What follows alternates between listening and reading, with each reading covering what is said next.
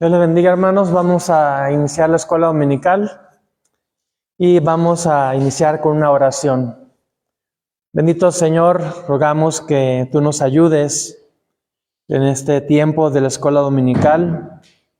Te doy gracias por los hermanos que han llegado. Pedimos por los hermanos que vienen en camino, que les ayude, Señor, para llegar con bien. Y bendice esta clase. Usa tu palabra para hablarnos de esa manera que solamente tú lo sabes hacer. Y que lo que vayamos a ver aquí sea de bendición, de ánimo para nuestras vidas, de edificación, para crecimiento espiritual. Nos encomendamos en tus manos, en el nombre del Señor Jesucristo. Amén.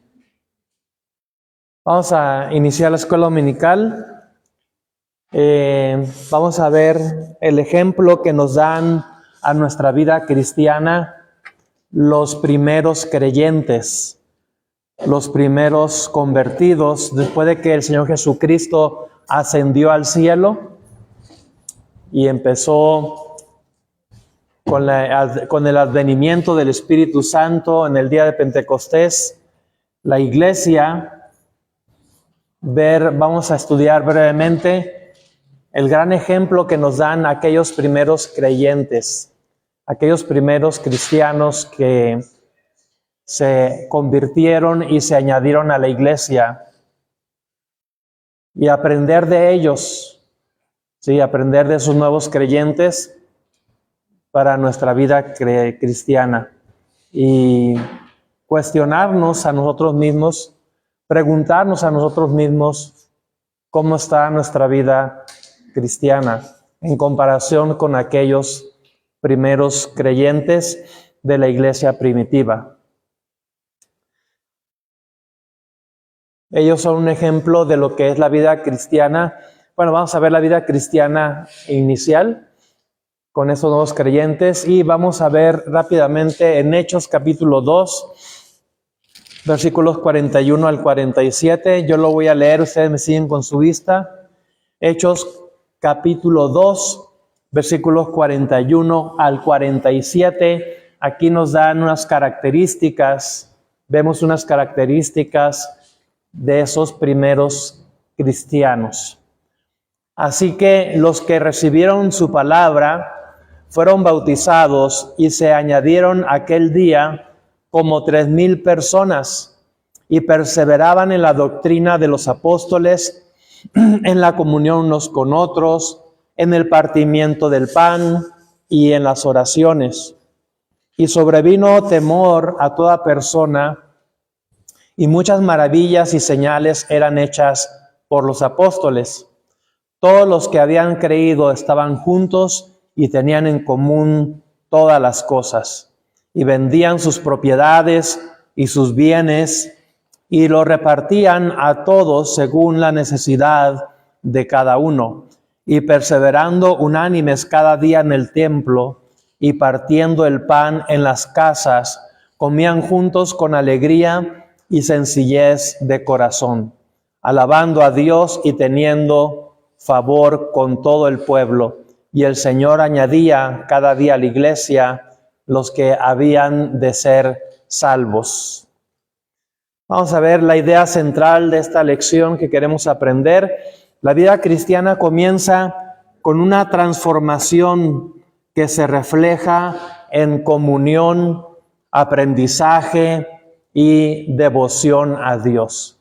Si tú y yo realmente somos cristianos, somos hijos de Dios, hemos sido transformados. Como lo dijo el Señor Jesucristo a Nicodemo, es necesario nacer de nuevo. Eso quiere decir que tú y yo hemos nacido de nuevo. Entonces, ese nuevo nacimiento, esa transformación que ha ocurrido en nuestra vida, se debe de reflejar a través de la comunión, a través del aprendizaje, a través de la devoción con Dios. Un verdadero creyente anhela tener esa comunión, tanto con Dios como también con otros creyentes dentro de lo que es la iglesia local. Un verdadero creyente tiene sed, tiene hambre de estar aprendiendo de la palabra de Dios. Tiene esa devoción a Dios, es decir, ese deseo de servir a Dios, ese deseo de obedecer a Dios, de tener cuidado de hacer la voluntad de Dios. Ese es un verdadero creyente y ese ejemplo lo vemos en estos nuevos creyentes, en los inicios de la iglesia. Objetivo de la lección: mostrar cómo debe verse la vida de un creyente desde el inicio de su caminar con Cristo. Y mostrar cómo debe verse la vida de un creyente desde el inicio de su caminar con Cristo. ¿Cómo se ve un cristiano? ¿Cómo se ve un verdadero creyente? Sí, eso es algo que debemos de cuestionarnos. ¿Cómo nos vemos nosotros como cristianos, como hijos de Dios? Y hay una diversidad de opiniones al respecto. Sí, muchos cristianos piensan que la forma en que te ves, la apariencia, pues no tiene nada que ver, que lo que cuenta es el corazón. ¿Sí? Entonces quiere decir que te puedes vestir como cholo y puedes andar tatuado y puedes andar con el cabello largo y que no importa lo exterior, que lo que importa nada más es el corazón. Pues del corazón habla la boca, dice el Señor. Del corazón sale todo al exterior, lo que realmente somos. Entonces sí tiene que ver lo exterior, porque lo exterior refleja lo interior. Por más que cristianos digan otra cosa, pues lo único que están mostrando es qué hay dentro del corazón. Y sí es importante lo de afuera, lo exterior, porque recuerden que el mismo Señor Jesucristo nos dijo que debemos ser la luz de este mundo. Es decir, debemos tener una integridad cristiana, un testimonio cristiano que debe llevar a otras personas a querer conocer de Cristo. Y puede ser que mi forma de hablar, descuidada, mundana, mi forma de vestir, también descuidada, mundana, pues no refleje realmente a Cristo. Y realmente no seamos una inspiración para mucha gente de querer conocer a Dios, de querer conocer de Cristo. Entonces, no desarrollemos una vida cristiana egocentrista, nada más centrada en nosotros. Lo que yo quiero, lo que a mí me gusta, lo que yo deseo, sino más bien centrarnos en lo que Dios le gusta, en lo que Dios quiere, en lo que Dios desea que tú y yo seamos. Entonces, cuando hay ese tipo de desinterés, realmente no preocuparnos de cómo nos vemos, de qué apariencia damos, qué impresión damos a los demás. Pues hay que cuestionarnos realmente si somos verdaderos creyentes, verdaderos hijos de Dios. Porque cuando una persona realmente se convierte a Cristo, su deseo es Dios. Todo su deseo es Dios. Y toda su vida está centrada en Cristo, no en uno mismo. Entonces, por eso elegí dar esta lección, porque los primeros creyentes allá en el primer siglo, la iglesia primitiva, pues nos dan un tremendo ejemplo de lo que es ser un verdadero cristiano, un verdadero hijo de Dios. Los primeros convertidos en la historia de la iglesia estamos hablando. Cómo eran, cómo se comportaban, cómo se llevaban los unos a los otros, qué intereses tenían. Y haremos bien en imitarlos, en copiarles qué estilo de vida cristiana llevaban. De tal manera, dice ahí, que cada día el Señor añadía a la iglesia los que habían de ser salvos. Cada día había convertidos en esa iglesia. Cada día había personas salvas. ¿Y quién hacía la obra? Pues los mismos nuevos creyentes, las mismas personas que se recién convertían, ellos mismos hablaban y testificaban a otros. El trabajo de los apóstoles, pues ellos no podían hacer todo. Pero esas 3,000 personas que se convirtieron, pues esas mismas personas comunicaban su fe a otras personas y también querían venir, ¿sí?, a esa iglesia, a los apóstoles, para que se les indicara cómo ellos también podían recibir a Cristo. Y esa es una de las grandes claves para que realmente haya personas convertidas. Dios quiere usarnos a ti y a mí. Pero para eso hay ciertas cosas que implicadas ahí de por medio para poder ganar una persona para Cristo. Nuestra vida como creyente pues tiene mucho que ver. Ilustración bíblica. Vamos a ilustrar esto que estamos viendo con la vida de Saulo de Tarso. Sí, yo creo que tan conocida por todos nosotros. En Hechos capítulo 9, versículos 1 y 2. ¿Alguien que lo lea? 9, 1 y 2 de Hechos.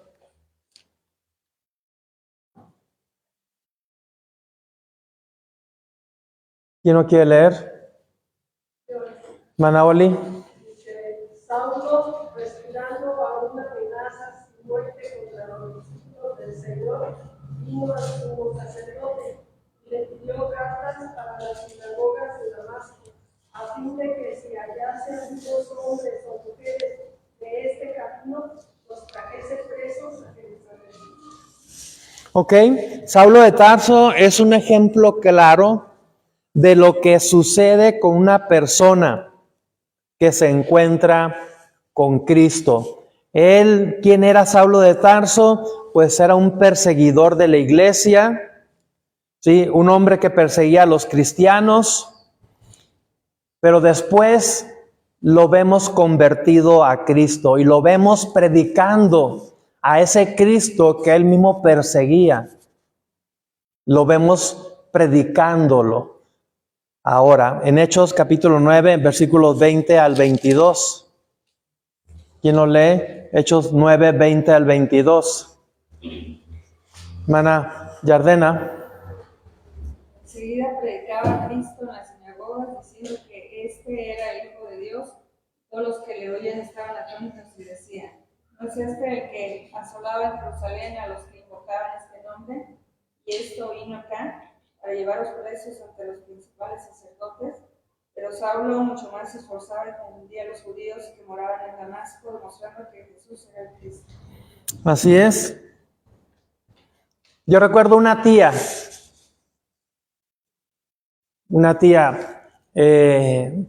me dijo esas palabras: cuando yo me convertí a Cristo, a partir de ese mismo día, yo lo único que quería hacer es salir a la calle y gritar y decir a todo mundo que Cristo era mi Salvador.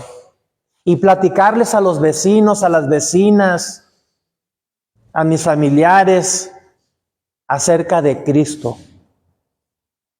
Inmediatamente, a las fracciones de segundo de haberse convertido a Cristo. Hay cristianos que no creen esto que estoy diciendo del testimonio de esta tía. ¿Sí? Y como ya lo he dicho anteriormente, hay pastores que tampoco lo creen. Y piensan que deben de llevar a una persona por un curso de 10, 12 lecciones para que por fin reciba a Cristo. Y otras 10, 20 lecciones para que se bautice. Y otras 10, 20 lecciones para que se haga miembro de la iglesia. Porque no creen en el poder del Espíritu Santo, que puede cambiar a una persona, que puede transformar a una persona de un segundo a otro. Cuando usted se convirtió a Cristo, ¿todo siguió igual? ¿O algo cambió en su vida? Porque una de las grandes manifestaciones, evidencias, pruebas de que realmente alguien se ha convertido a Cristo es querer hablar de su Cristo a otras personas. Yo me acuerdo cuando me convertí a Cristo allá en Tijuana. Al otro día yo agarré un bonche de folletos y salí a la calle a repartirlos. No sabía hablar de Cristo, ¿no? Por ahí algunas personas me decían, ¿y qué es esto? Pues léalo. Sí, y vas a ver. Porque si me detenía ahí a que me preguntaran, pues no les iba a saber contestar. Haz de cuenta que nada más llegaba y les daba el folleto y le corría. Y así, y en los buzones de las puertas, y por abajo de las puertas, y todo eso. Entonces yo me involucré mucho, rápido, lo más pronto posible, porque al siguiente sábado yo ya estaba yendo a evangelizar con otros hermanos. Y desde el primer sábado, pues el pastor me asignó ahí, a ver, fulanito, te encargo a este muchacho porque apenas acaba de recibir a Cristo.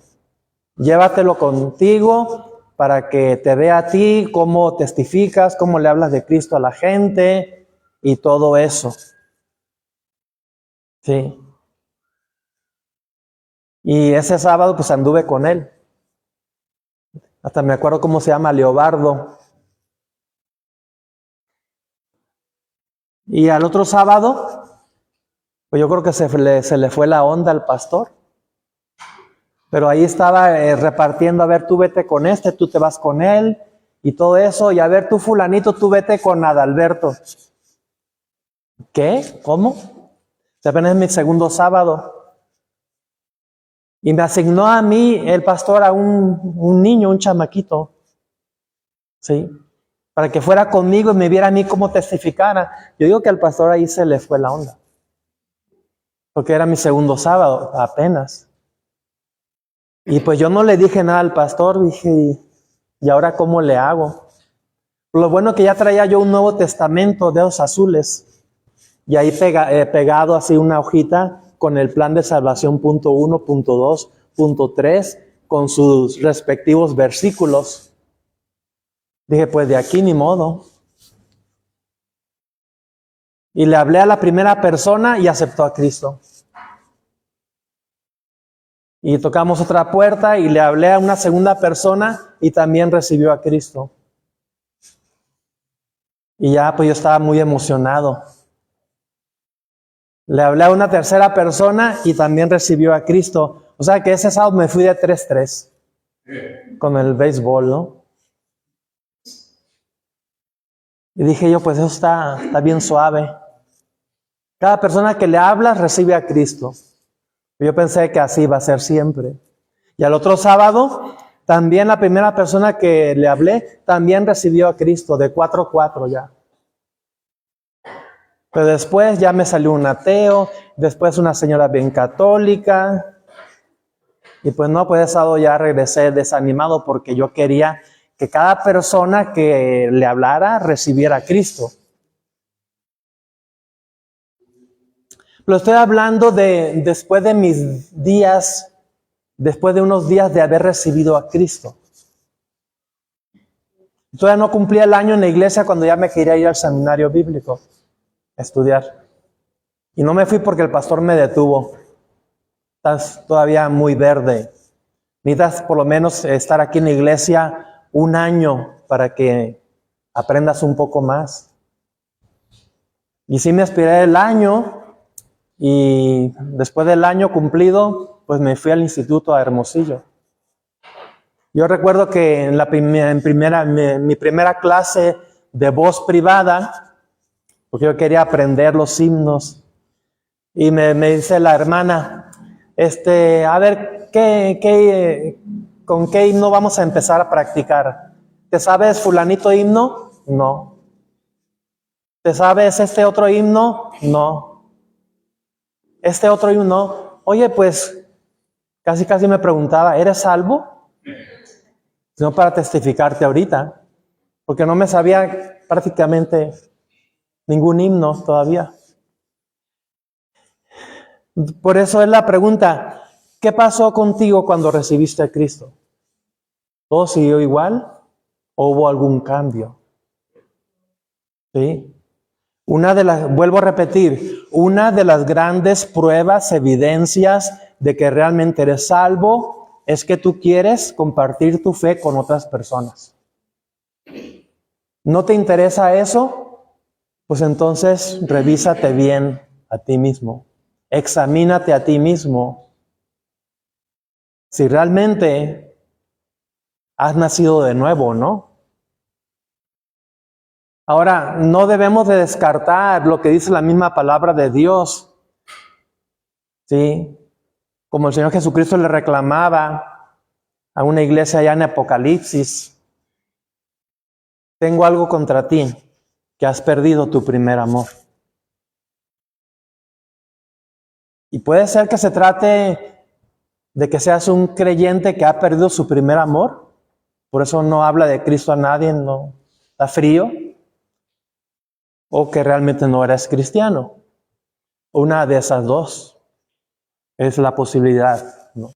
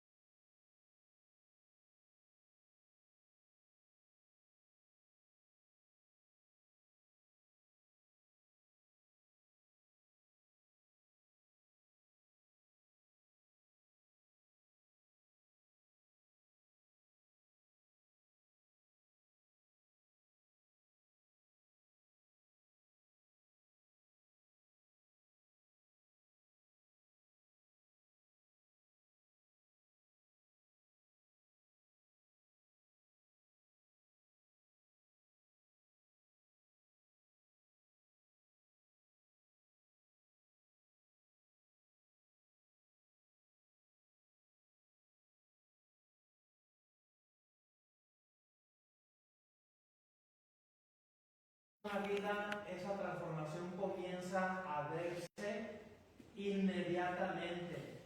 Nada de cursos para poder llegar un día a ser cristiano. Inmediatamente. Y eso es exactamente lo que vamos a estudiar hoy. Cómo vivían los primeros creyentes después de recibir a Cristo. ¿Cómo vivían ellos? Introducción. Después de la predicación del apóstol Pedro en el día de Pentecostés, miles de personas creyeron en Jesucristo. Pero la historia no termina con la conversión. La Biblia nos muestra cómo vivían esos nuevos creyentes. La salvación no solo cambia nuestro destino eterno. Entonces, la salvación no se trata solamente de que ya soy salvo, voy al cielo, ya no voy al infierno y ya se acabó el asunto. No, apenas es el inicio. Cambia nuestra manera de vivir. Por eso el libro de Hechos de los Apóstoles describe el estilo de vida de la iglesia primitiva.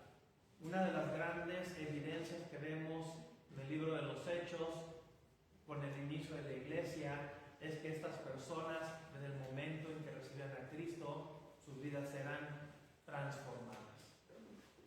Punto número 1.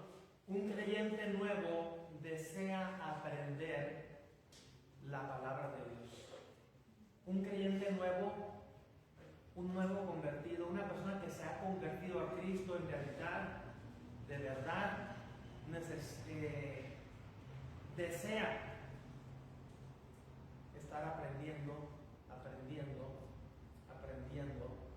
de la palabra de Dios.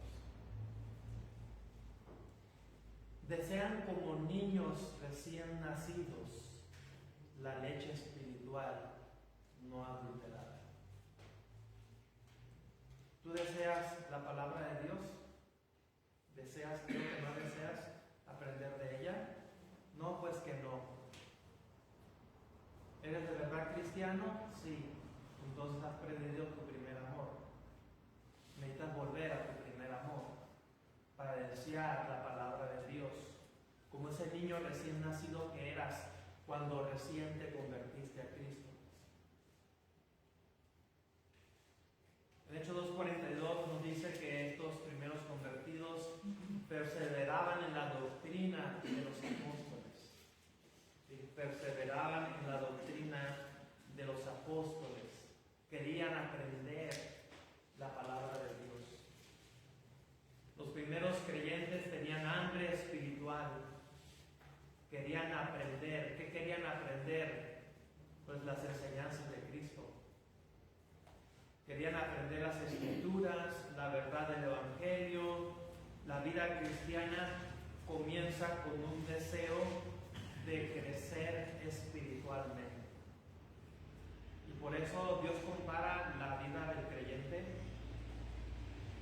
el recién convertido, con un bebé que acaba de nacer. Y que ese bebé desea la leche maternal. Así también el cristiano la desea, la leche espiritual no adulterada, ¿sí? La palabra de Dios. Y sabemos que hay etapas del crecimiento en la vida del creyente, que no toda la vida se va a alimentar con leche. Llegará el momento en que será capaz de discernir, de digerir el alimento sólido de la palabra de Dios. Unos versículos para buscar sobre esto. 1 de Pedro 2:2, ¿quién me lo lee, por favor? 1 de Pedro 2:2.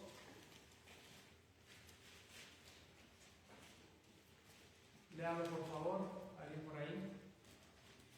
Desead como niños recién nacidos la leche espiritual no adulterada, para que por ella crezcáis para salvación. 2 de Timoteo 3:16 y 17.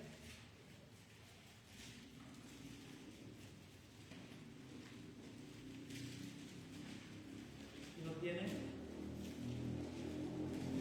Todas las escrituras inspiradas por Dios sirven para enseñar, para redarguir, para corregir, para instruir en justicia, a fin de que el hombre de Dios sea perfecto, enteramente preparado para toda buena obra. Juan 8:31.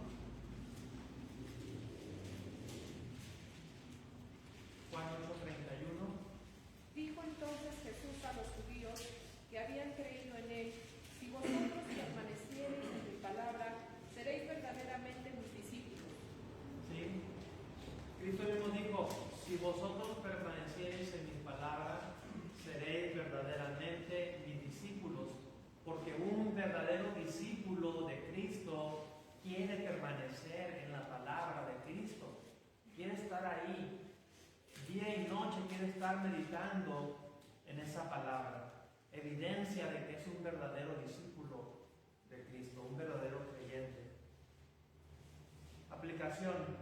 Un creyente saludable busca estudiar la Biblia, escuchar enseñanza, crecer en conocimiento de Dios. Un hermano me decía allá en Actopan, la noche que estuvimos allí con el coro cantando en el aniversario de la iglesia, me decía, fuimos a Costa Rica, mi esposa y yo. Llegamos allá a un poblado, una ciudad X, y era domingo y teníamos que buscar una iglesia. Y buscamos para acá, por allá, investigamos. Y lo único que pudieron encontrar era una iglesia presbiteriana de puros coreanos. No encontraron más. Y ellos nos dijeron, pues, no entendemos nada de coreano. ¿Para qué entramos? Mejor vámonos a la casa. Vamos a ver Netflix, o Amazon, no sé qué. ¿Para qué entramos? No vamos a entender nada. No entendemos coreano, pues entraron. ¿Sí? Y los sentaron ahí y les pusieron unos audífonos. Y les estuvieron traduciendo todo al español. ¿Sí? Y ellos estaban encantados. Los únicos mexicanos entre puro coreano. Uno podría decir, bueno, o sea, nada más un domingo que no vayas a la iglesia. Se justifica, ¿no? Andas en otro país, no encontraste una iglesia. Pues el Señor entiende que por esa ocasión pues no vayas a la iglesia. Pero yo, no, tenemos que ir, es domingo. Y a pesar de que no encontraron la iglesia que ellos querían, la denominación y todo, entraron a esa iglesia y recibieron palabra.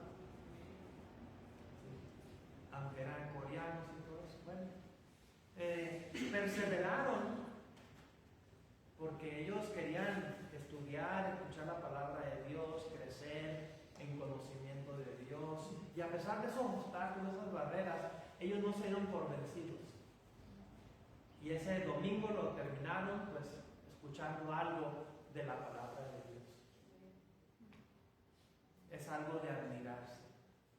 A lo mejor tú y yo, pues a las primeras de cambio ya nos hubiéramos dado por vencidos, pues Señor, tú sabes que le buscamos, le intentamos, pero pues no hubo. Así que, pues ya mejor hacer otra cosa. Un tremendo ejemplo.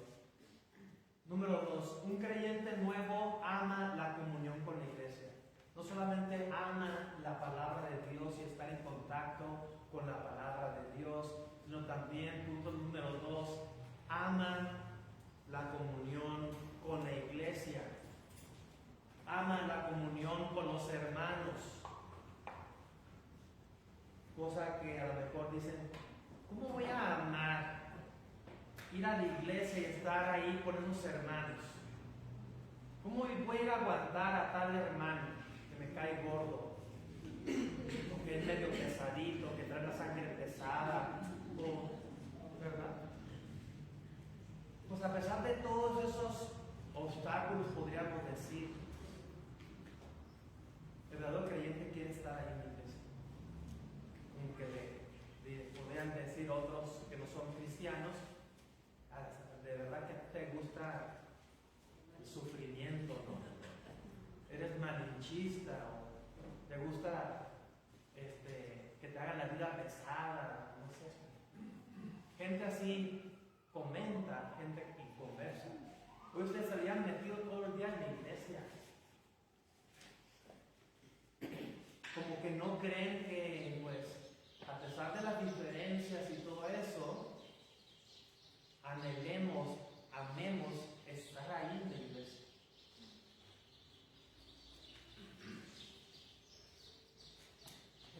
Como por lo que dice aquí en Hechos 2:42, dice en la comunión.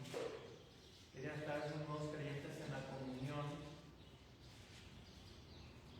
y perseverar en la doctrina de los apóstoles y en la comunión unos con otros, en el partimiento del pan, en las oraciones. La palabra comunión habla de compartir la vida, habla de apoyarse unos a otros, habla de caminar juntos en la fe. Los primeros cristianos no vivían su fe solos. ¿Sí?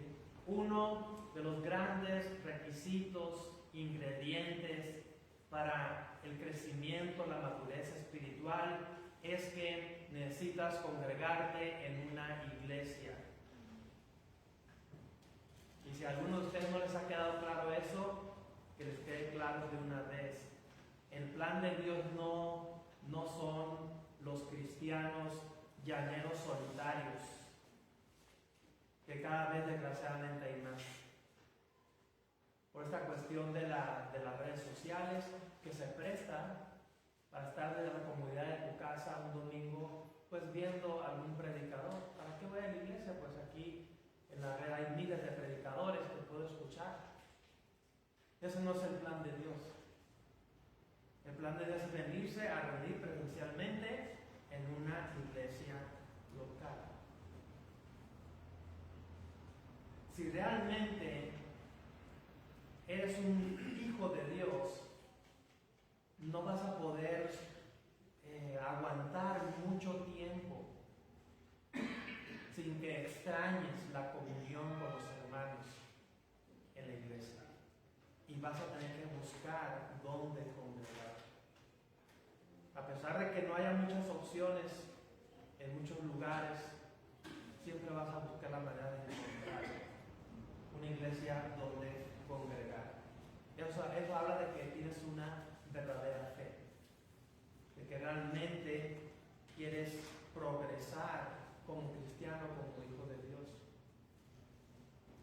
El crecimiento de un cristiano está limitado cuando solamente quiere crecer y madurar por sí mismo. Se necesita la interacción con otros hermanos en la fe para poder crecer.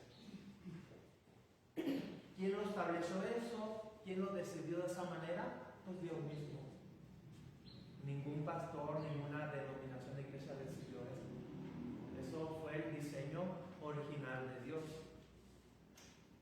Los primeros creyentes entendían que la vida cristiana se vive en comunidad. La iglesia es una familia espiritual, como dice Efesios 2:19, alguien que lo lea. Efesios 2:19.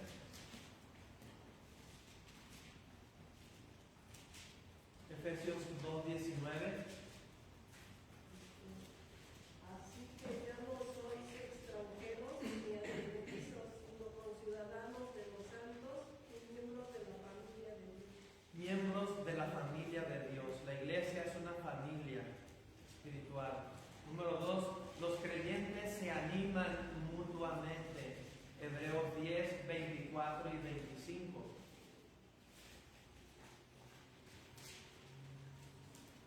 ¿Quién lo lee?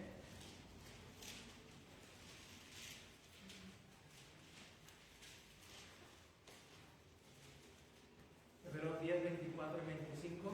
Y considerémonos unos a otros para estimularnos al amor y a las buenas obras, no dejando de congregarnos como algunos tienen por costumbre, sino exhortándonos, y tanto más cuando veis que aquel día se acerca. Sí, considerémonos unos a otros, no dejando de congregarnos. Ese es el plan de Dios. Número 3, la comunión fortalece la fe. Proverbios 27, 17. Proverbios 27, 17.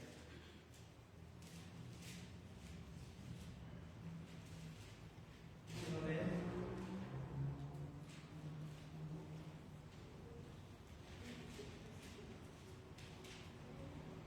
Hierro con hierro se acusa y aquí el hombre acusa el rostro de su amigo. Sí. Para sacarnos filo unos a otros, estar bien filosos, las cosas de Dios.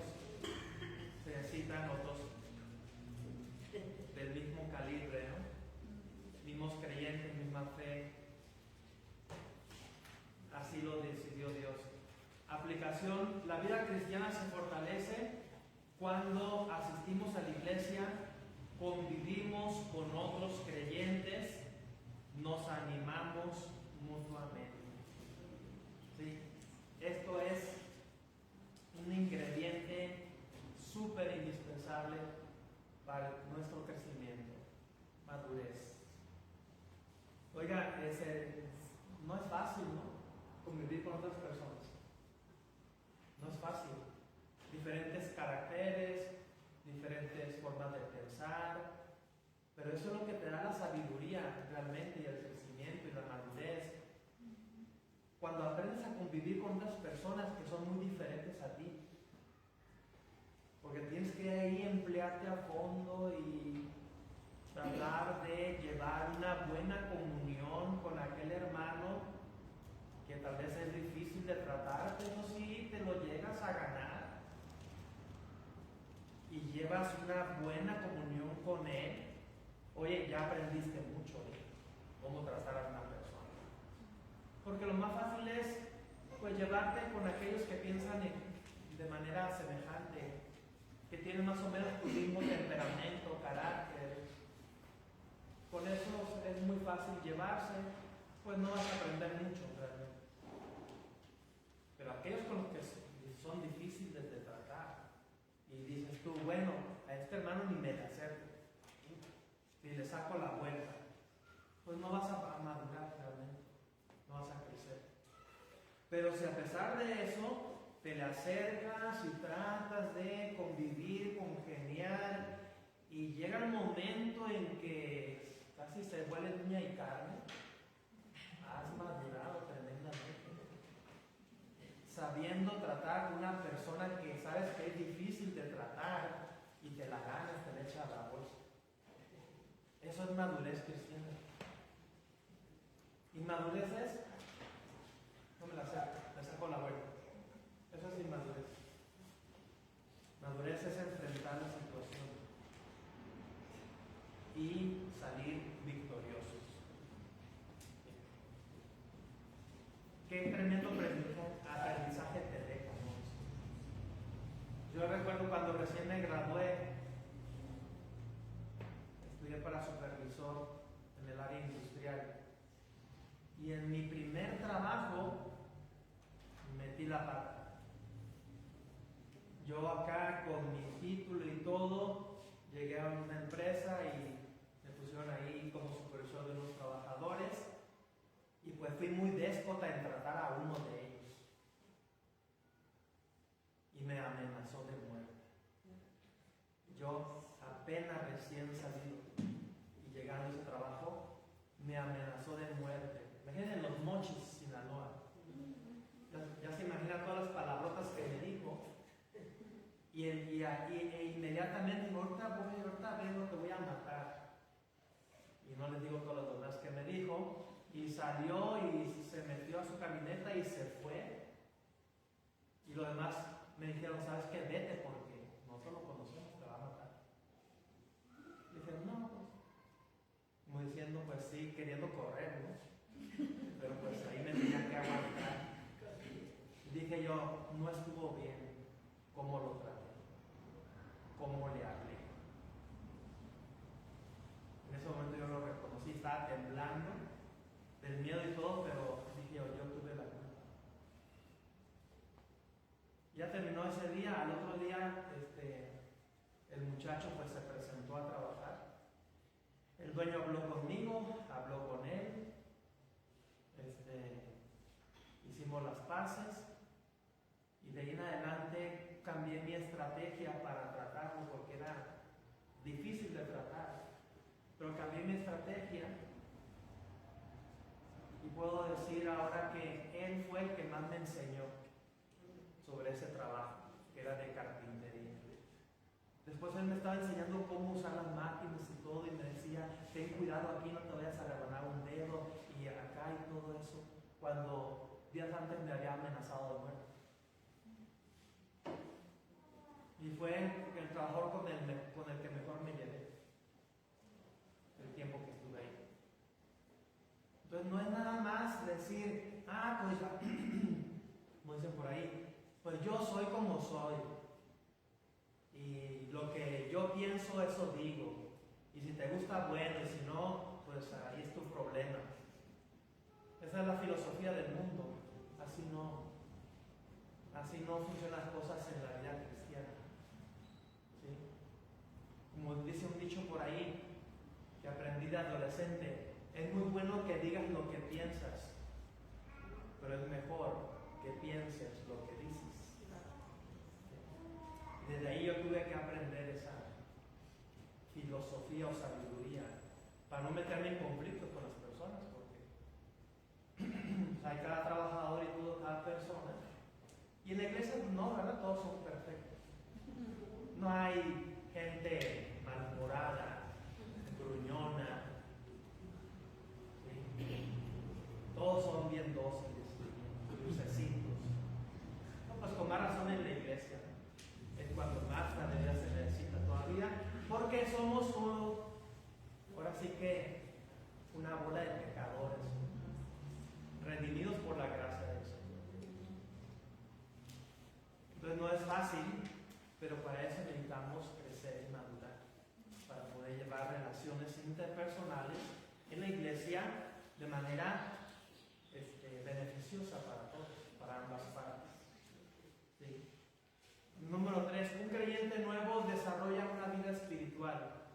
Si un creyente nuevo desarrolla una vida espiritual como el niño recién nacido, o sea, nace, y ¿qué es lo normal que debe suceder en ese niño recién nacido? Pues que vaya creciendo, se vaya desarrollando. Si no hay eso, los papás estarían preocupados de ese bebé y lo llevarían al doctor para ver qué está pasando, porque el niño no crece, no se desarrolla, algo anda mal ahí. No es de esperarse de un creyente que crezca. Hay diferentes grados de crecimiento. Algunos van creciendo a una velocidad mayor, otros van un poco más lento, pero hay crecimiento, hay movimiento, no hay estancamiento. En Hechos 2:42 nos dice que los nuevos creyentes estaban, a ver, Hechos 2, déjenme abrir aquí, perseveraban en la doctrina de los apóstoles, en la comunión unos con otros, en el partimiento del pan y en las oraciones. Los primeros creyentes practicaban adoración, oración, recordaban la obra de Cristo, su relación con Dios era real y activa. ¿Sí? Su relación con Dios era real y activa. Esas dos palabritas, una relación con Dios real, que no nada más sea en lo teórico, sino vámonos a la práctica, a lo práctico, a lo del diario vivir. ¿Sí? Esa comunión, esa comunicación con Dios. No nada más te comunicas con Dios cuando vienes a la iglesia y dice el pastor, hay que sacar la Biblia y hay que buscar cierto pasaje y eso es todo. Porque eso no es algo real, eso no es algo práctico, es algo teórico nada más. Pero, y activo, ¿sí? Activo, que practicas tu vida cristiana de todos los días. ¿Sí? No nada más de un día a la semana. Los primeros cristianos cultivaban una relación viva con Dios. Número 1, la oración es esencial para la vida espiritual. 1 Tesalonicenses 5:17. versículo cortito. 1 Tesalonicenses 5:17. Están siempre vosotros. Orar sin cesar, ¿qué nos dice? Sí, Sí, orar sin cesar. 17, orar sin cesar. 2. La adoración mantiene el corazón. La adoración mantiene el corazón. Salmo 95:6. Salmo 95:6.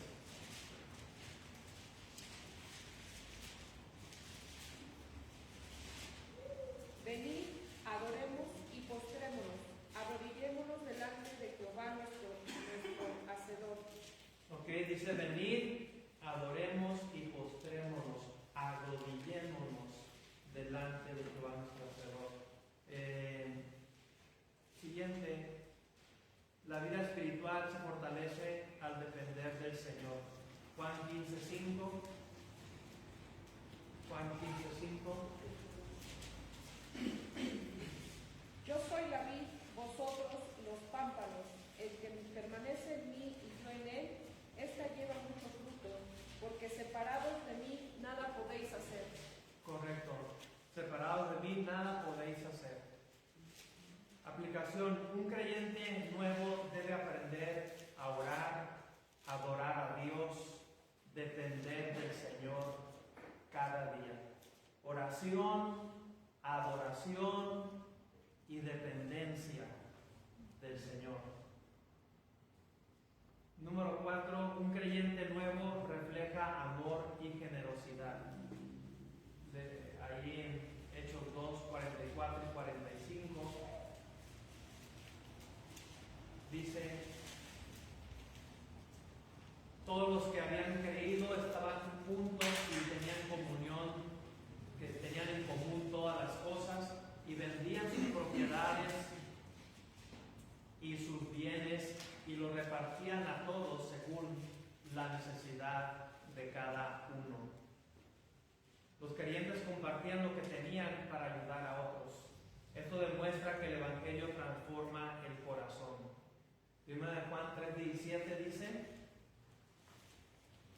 1 Juan 3:17, ¿qué dice?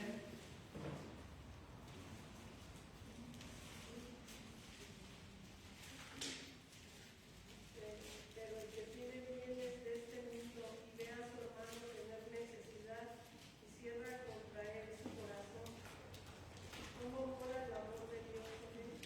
¿Cómo mora el amor de Dios con él? Número 1, el amor cristiano se demuestra con acciones. Juan 3:18. Hijitos míos, no hablemos de palabra ni de lengua, sino de hecho y en verdad. Ok, Dios ama un corazón generoso. 2 Corintios 9:7. Y alguien que vaya buscando Hechos 20:35. Dios ama un corazón generoso. 2 Corintios 9:7. Cada uno dé como lo justo en su corazón, no con tristeza ni con necesidad, porque Dios ama al dador alegre. Muy bien. Número 3, la generosidad refleja el carácter de Cristo.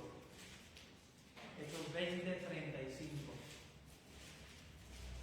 La generosidad refleja el carácter de Cristo. Hechos 20:35. En todo os he enseñado que trabajando así se debe ayudar a los necesitados y recordar las palabras del Señor Jesús que dijo: más bienaventurado es dar que recibir. Sí. Más bienaventurado es dar que recibir. Un creyente maduro, un creyente que ha crecido, un verdadero creyente, pues se agarra de esa promesa del Señor Jesucristo. Más bienaventurado es dar que recibir. Y desgraciadamente hoy en día cada vez se desarrolla más esa mala filosofía del cristianismo, de que voy a la iglesia a recibir.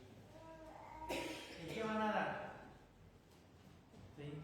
No sé por qué, pero anoche no podía dormir y nada más cerraba los ojos y estaba soñando que estábamos tratando de que viniera gente nueva a la iglesia y le estábamos ofreciendo 500 pesos. No podía dormir. estaba saliendo a Gibran y no sé quién más por ahí, que Gibran estaba en la puerta ahí con el paco así de billetes, de puros de 500, repartiendo. ¿Sí? Hasta que fui y le dije, casi lo regañé, oye, ¿qué estás haciendo? No, pues para que venga gente a la iglesia. ¿Sí? Repartiendo sus billetes de a 500 a la entrada para llenar la iglesia. ¿Qué van a dar en la iglesia? Le invitas a alguien y ¿qué van a dar? Porque pues cuando invitamos a alguien parece que es cuando hay eventos especiales, ¿no? ¿Y qué van a dar de comer? No, pues es 15 de septiembre, pues imagínate todo lo que va a haber de comer. No, pues es Navidad, imagínate. ¿Sí? Entonces acostumbramos a la gente a que venga a la iglesia porque va a recibir algo. Más bienaventurado es dar que recibir. Esa filosofía únicamente la tiene el verdadero creyente, el verdadero Hijo de Dios, que viene a adorar a Dios no a través de recibir, sino a través de dar. ¿Sí? ¿Qué voy a darle yo al Señor? No es que voy a recibir. Para terminar, aplicación, la vida cristiana produce compasión, generosidad, preocupación por otros. Número 5, ya para terminar rápidamente, un creyente nuevo vive con gozo y testimonio. Uno que dice en Hechos 2, 46 y 47.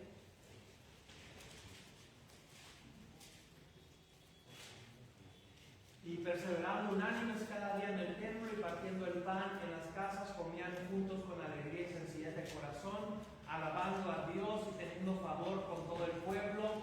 Y el Señor añadía cada día a la iglesia a los que habían de ser salvos. Los primeros cristianos adoraban juntos, tenían alegría, daban buen testimonio y como resultado el Señor añadía cada día a la iglesia los que habían de ser salvos, hermanos. Hay una reacción en cadena que debe suceder. Y cuando una iglesia provoca esa reacción en cadena en relación al evangelismo, en relación al testimonio cristiano de cada uno de los miembros de esa iglesia, el crecimiento, créeme, que ya no se puede detener. Que ya no se puede parar. Hay iglesias que tienen el bendito problema de que cada domingo, cada servicio, no hay qué hacer con la gente que llega. Ya no hay a dónde ponerla. ¿Sí? Y prueba de ello, pues tienen que hacer hasta 2 servicios o hasta 3 servicios. Repetir los servicios porque no cabe toda la gente. Y no estoy hablando porque le están ofreciendo algo de comer ni nada. Es un verdadero crecimiento de parte de Dios a esa iglesia. El Señor añadía cada día a la iglesia los que habían de ser salvos. Realmente es mínima la cantidad de gente que va a llegar a través del evangelismo personal. Es más la gente que va a llegar por la obra de Dios en aquellos corazones, que encamina sus pasos para llegar a este lugar y venir y congregarse. Pero para que eso suceda, hermano, los que están aquí adentro necesitan tener un buen testimonio. Necesitan tener ese crecimiento, ¿sí?, personal y ese buen testimonio que inspira a otros allá afuera, que alimenta la curiosidad de decir, quiero ir a esa iglesia, porque veo a los hermanos que son muy felices, se llevan muy bien unos con otros, yo quiero pertenecer ahí. Por ahí alguien me decía, cuando yo llegué, dice, a Puerta Abierta, lo que me inspiró a llegar a Puerta Abierta allá en Tijuana, a esa iglesia, es que siempre veía a los hermanos cuando salían muy contentos, afuera platicando, conviviendo unos con otros. Y siempre que pasaba por ahí es lo que me llamaba la atención. Yo decía, decía, un día quiero entrar ahí. El testimonio de alguien que conocía allá en Tijuana. Eso fue lo que le llevó a él a llegar un día y meterse en el iglesia. Si nos quejamos que por qué no vienen más nuevos, por qué hermanos no se quieren hacer miembros o qué sé yo, pues veámonos a nosotros mismos. ¿En qué estamos fallando nosotros, los que ya estamos aquí? Para que otras gentes no sean inspirados en venir y congregarse aquí con nosotros. Es una buena pregunta para hacernos. Cuando los creyentes viven correctamente, otros son atraídos al Evangelio. Mateo 5:16. Mateo 5:16. Lo leo aquí rápidamente.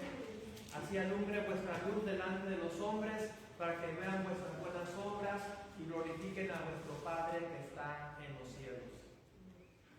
Ilustración para cerrar, la vida transformada de Zaqueo. Después lo pueden leer en Lucas 19, del 1 al 10. Cuando Jesús llegó a casa, algo extraordinario ocurrió. Zaqueo dijo en Lucas 19, 8: He aquí, Señor, la mitad de mis bienes doy a los pobres, y si en algo he defraudado a alguno, se lo devuelvo cuadruplicado. Zaqueo, como publicano que era, cobrador de impuestos, cuando se iba a escuchar a alguien decir esas palabras, solamente una persona que había tenido un encuentro personal con Cristo y había sido transformado su corazón, de tal manera que ahora la mitad de sus bienes, y a quien había robado, le estaba dispuesto a devolverle hasta cuadruplicar. Eso es una evidencia realmente de la transformación que Dios hace en una persona cuando realmente se convierte a Cristo. Cuando una persona realmente conoce a Cristo, algo cambia en su vida. Conclusión, los primeros creyentes nos enseñan cómo debe comenzar la vida cristiana: aprendiendo la palabra, viviendo en comunión, creciendo espiritualmente, amando a otros, dando testimonio. La pregunta para nosotros hoy es: ¿se parece mi vida cristiana a la de los creyentes? ¿Se parece mi vida cristiana a estos nuevos creyentes del primer siglo que estudiamos hoy? Esperamos que sí. Oremos. Bendito Señor, rogamos que nos ayudes a seguir asimilando esto en nuestro corazón y examinar nuestras propias vidas. Te lo rogamos en nombre del Señor Jesucristo. Amén. Dios les bendiga, hermanos.